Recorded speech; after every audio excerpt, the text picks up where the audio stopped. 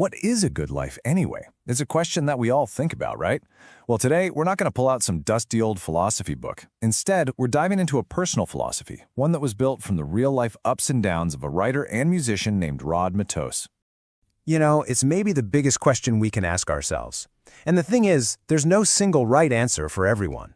The real value isn't in finding some universal secret, but in that personal journey of figuring out what a good life actually means to you. So let's get into it. Our guide for this is Rod Matos. He's a musician and a writer from Sao Paulo, Brazil, and he's done something really cool. He's taken his own life experiences, the amazing parts, the tough parts, all of it, and he's really thought about what it all means, sharing his philosophy on his blog. Okay, so the first big idea in Rod's philosophy is all about accepting that life is, well, a roller coaster. He says we shouldn't waste our energy trying to avoid the dips. Instead, we should try to understand why they're a necessary part of the ride. He kind of paints life in two colors. You've got the good moments, right? Those are the ones you just soak up and are so thankful for. But then you've got the bad moments. And for Rod, those aren't just something to get through. No, those are the moments that build you, that make you stronger than you were before. And that brings us to his big metaphor. Life is a roller coaster.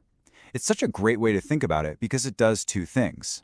First, it reminds you to be humble when you're on top of the world, because a dip could be right around the corner. And it also means that when you're down, you gotta hold on, because the ride is always, always moving.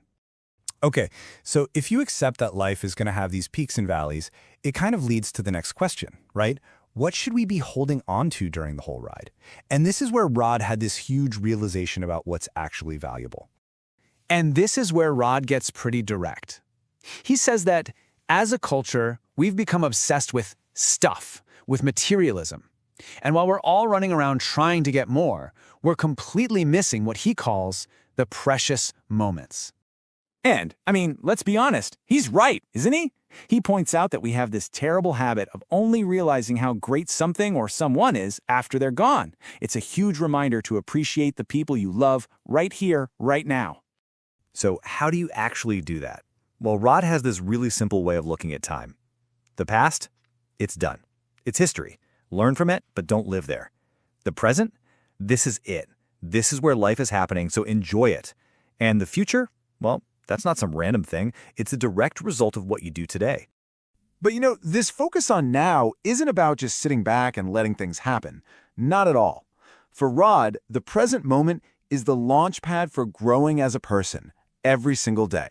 He actually has this super simple but really powerful daily cycle. Step 1, acknowledge yesterday's mistakes.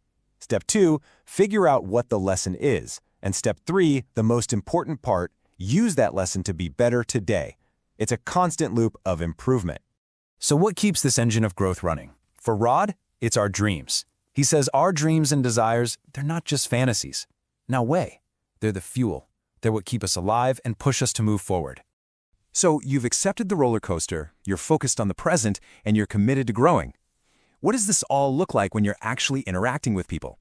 Well, Rod boils it down to some really practical advice for the journey.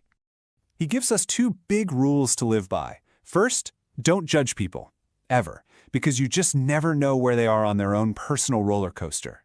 And second, think before you speak. He makes a great point about how hard it is to build trust and how one careless comment can just shatter it in an instant. You know what? This isn't just some theory he came up with in a vacuum. It actually connects with people. The comments on his blog post really show that his philosophy, born from his own life, genuinely inspires the people around him.